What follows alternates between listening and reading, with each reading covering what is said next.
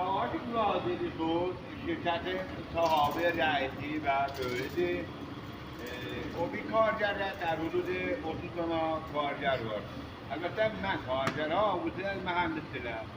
زیر نظر آقا مشغول burada مردم خدمت eləməkdir. Bu qaç filmdir. İnşallah o bir